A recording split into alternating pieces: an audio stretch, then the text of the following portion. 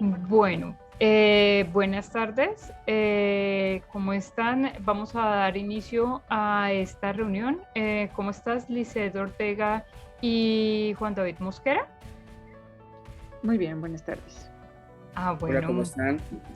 muy bien. En esta reunión de hoy lo que vamos a hacer es una presentación en grupo sobre la relación entre el aprendizaje y el sistema de recompensas, finalizándolo posteriormente con una conclusión en grupo y así cerraremos la reunión. Bueno, demos inicio. Lisset, ¿nos podrías ayudar con esta cita de Neural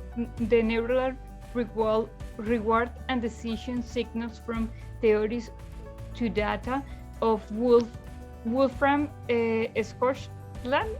Qué pena. ¿Me puedes ayudar con esa cita, por favor? Sí.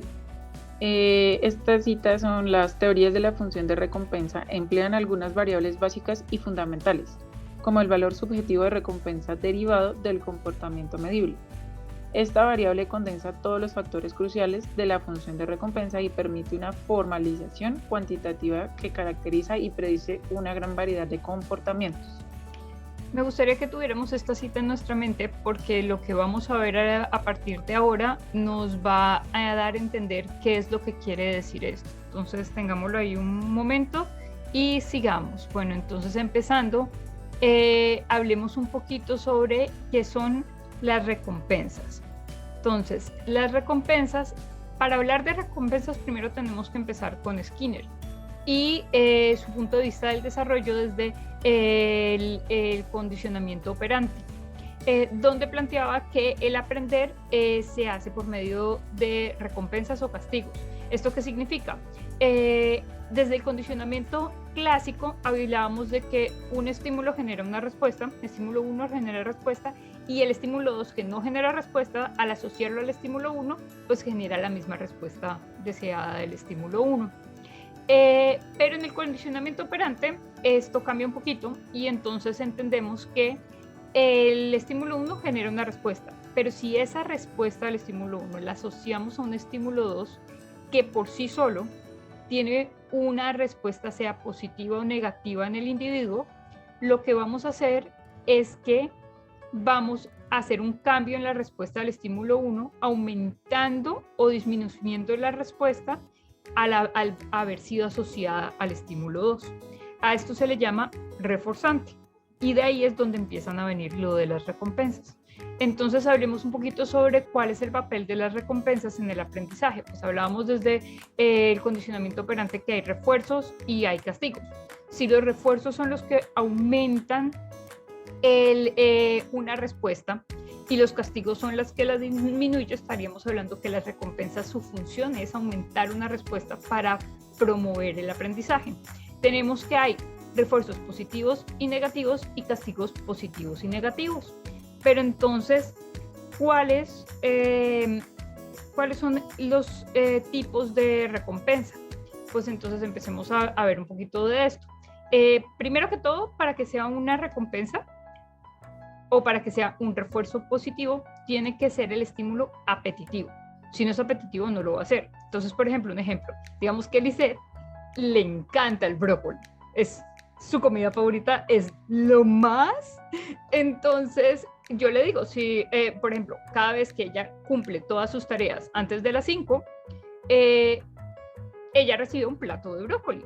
Entonces ella va a querer cumplir siempre sus tareas antes de las 5 para recibir su plato de brócoli. Esto se le llama refuerzo positivo. Pero digamos que al que le voy a dar el plato de brócoli es a Juan. Y Juan odia el brócoli. Tiene hasta una relación del brócoli cuando era chiquito donde terminó vomitando. Entonces, cada vez que piensa en brócoli, piensa en vómito. Entonces, en este caso no va a haber un refuerzo positivo y él no va a querer terminar sus tareas a las 5, porque el estímulo que se le está presentando es un estímulo no apetitivo. Y en este caso sería, sería no un refuerzo positivo, sino un castigo positivo. Entonces hay que tener mucho cuidado con el estímulo que se presenta para saber si sí es una recompensa o no lo es. Entonces tenemos que Las recompensas tienen unos requisitos. Los requisitos son que el sujeto esté interesado en la recompensa, como Lisette con su plato de brócoli, y que la recompensa se dé inmediatamente después de la acción deseada que queremos que se siga repitiendo, o sea, de la respuesta que queremos que se siga repitiendo.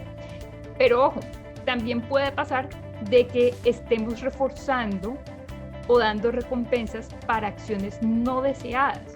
¿Cómo es esto? Por ejemplo, si un niño, digamos, se siente ignorado por sus padres, se siente aislado de ellos y cuando hace una berrieta o cuando hace un berrinche, lo primero que los padres hacen es venir de una donde está él y castigarlo, pues ¿qué pasa? Eso significa que ahí el niño está recibiendo su recompensa. ¿Cuál es su recompensa? ¿Cuál es ese estímulo apetitivo? Pues la atención de sus padres.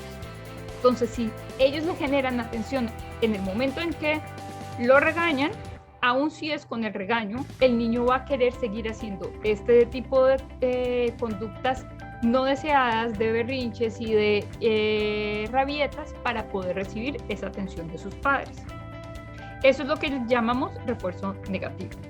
Bueno, pero entonces, ¿qué significa esto? Antes de pasar por último punto, si digamos que Lisette intenta cumplir todas sus tareas a las 5 de la tarde, pero no lo logra, entonces por ende no se le da su plato de brócoli, pues ella va a tener, pongamos otro mejor ejemplo, digamos que Lisette sí logra cumplir sus tareas a las 5, pero yo no le doy el plato de brócoli, y mañana tampoco le doy su plato de brócoli, pues entonces ella va a tener una disminución en la motivación de cumplir esta meta, porque no está recibiendo su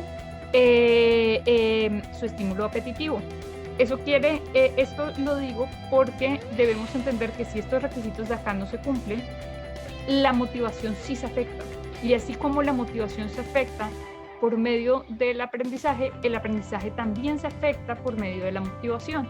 Entonces, ¿qué significa esto? Desde la teoría de la sensibilidad del refuerzo, nos plantea que dependiendo del significado que tiene el estímulo, va a hacer que la motivación del individuo cambie y vaya a querer alejarse o aproximarse más a ese estímulo.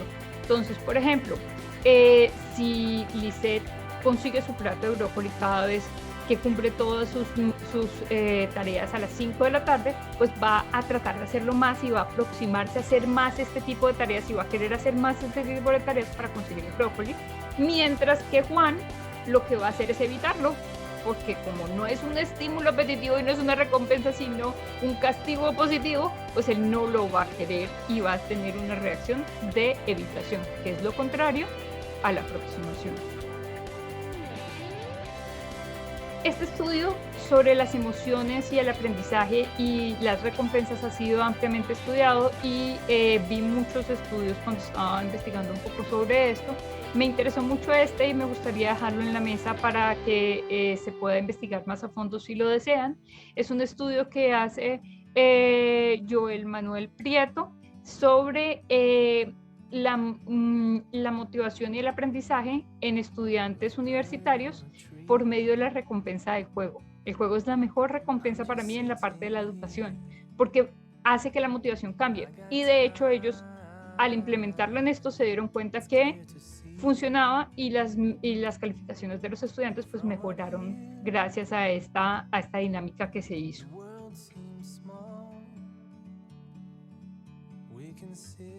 Sigamos con Lisette.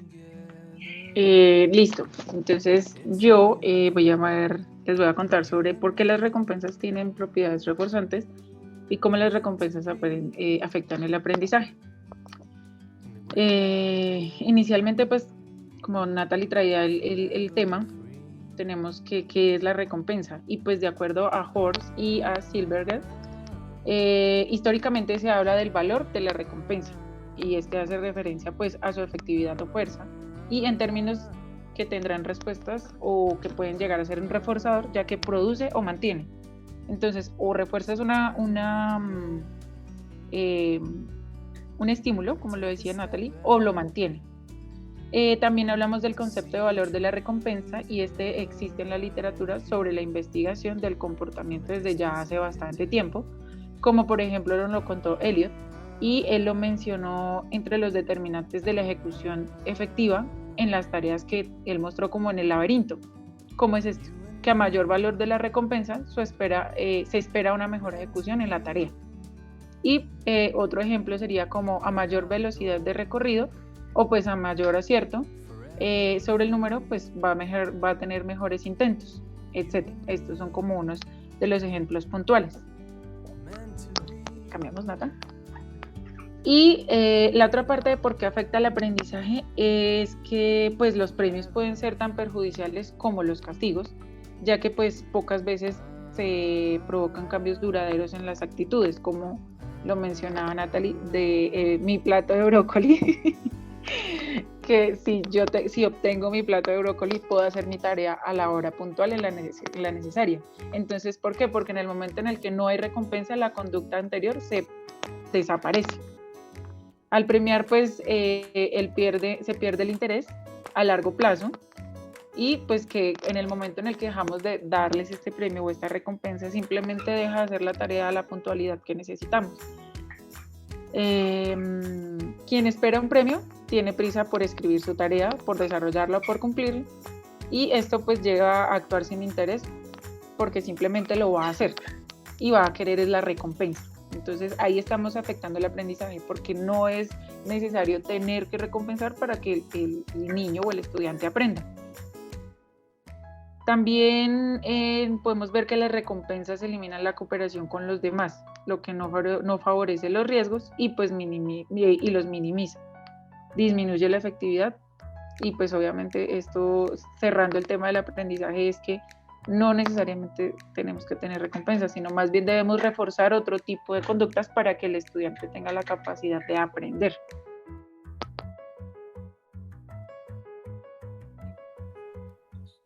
Listo. Bueno, hoy vengo a explicarles el papel de la recompensa en la motivación. Vemos que las motivaciones tienen muchos apartes, en la cual hoy me voy a enfocar más en las emociones.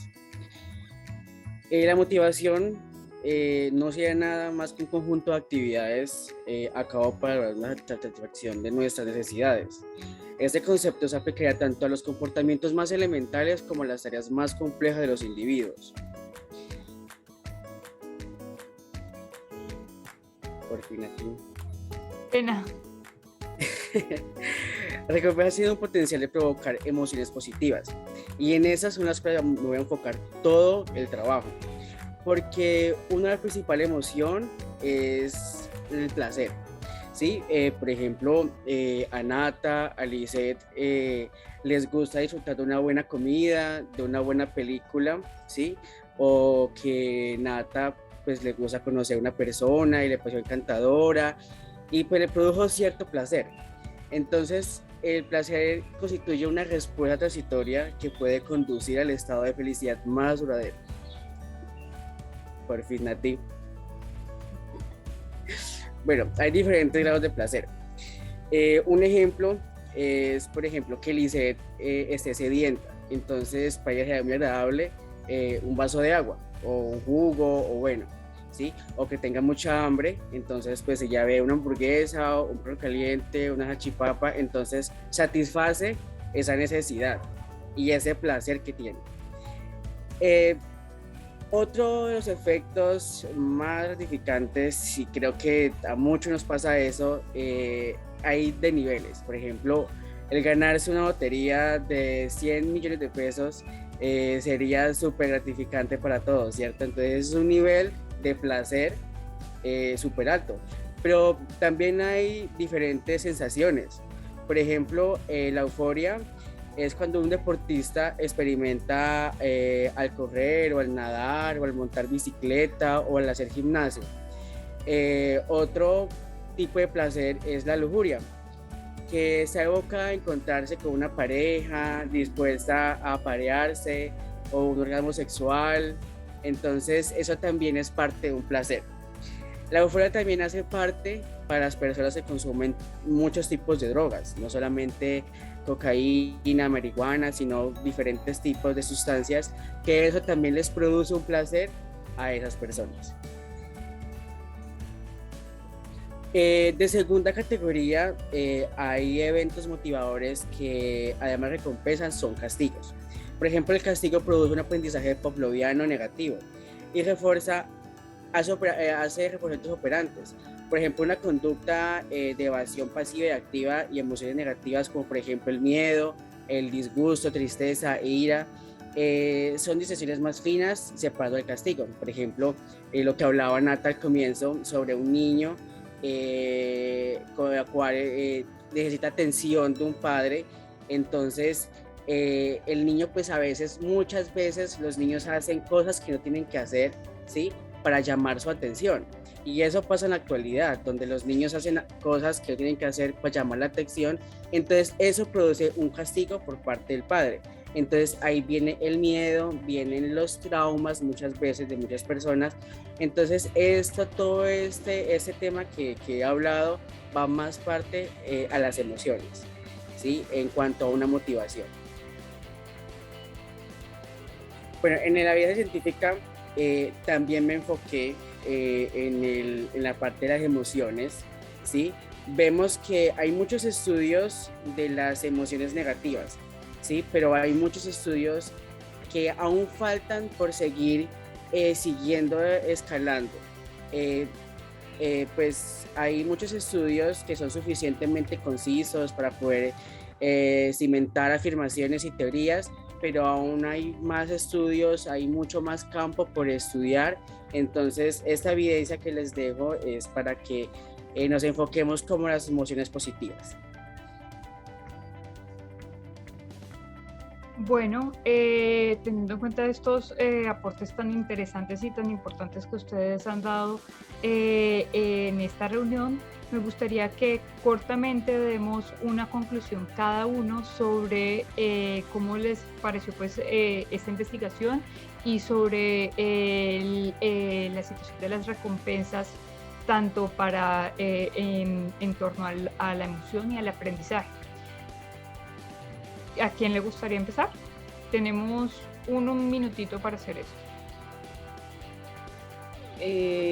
Bueno, pues yo parte de lo que tenemos puntual es que, y como conclusión tenemos que la alteración de las propiedades reforzantes y aversivas de cualquier evento están a la base de la alteración de cualquier comportamiento humano. O sea, todos estamos adversos a poderlo sentir, porque, por ejemplo, cuando llevamos un tiempo sin consumir un dulce en particular, este adquiere pues propiedades sumamente reforzantes y este incrementa la posibilidad de su consumo. Esta sería como una de las conclusiones en general de toda nuestra investigación. No sé si ¿qué tengas tú, Natalia?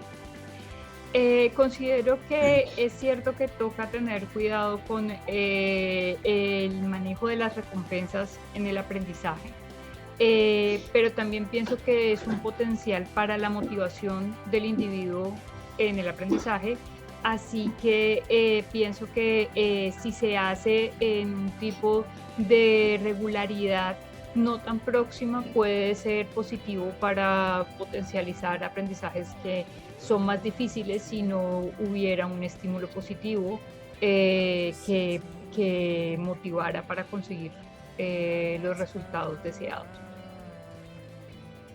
Listo. De mi parte, pues en el día a día llevamos muchas cargas, muchas emociones. Entonces la motivación más principal es el manejo de las emociones, y los reforzadores tienen mucho que ver aquí. Entonces sería muy, muy chévere pues que las personas miremos el potencial que provoca una emoción, ya sea positiva o negativa, pero aún así viendo una motivación en la cual no afecte positiva o negativamente a un niño, a una niña, a un adulto o a un anciano. Bueno, creo que damos por finalizado este encuentro. Quiero reiterar que este encuentro es un encuentro hecho por estudiantes de la Universidad de AN, sin ningún tipo de ánimo de lucro. Cualquier tipo de imagen fue encontrada por internet y todas las referencias son las que se están mostrando ahora en pantalla. Les agradezco por haber participado, Lisette, Juan David, y espero que nos veamos pronto. Vale, chaito. Muchas gracias. Chao.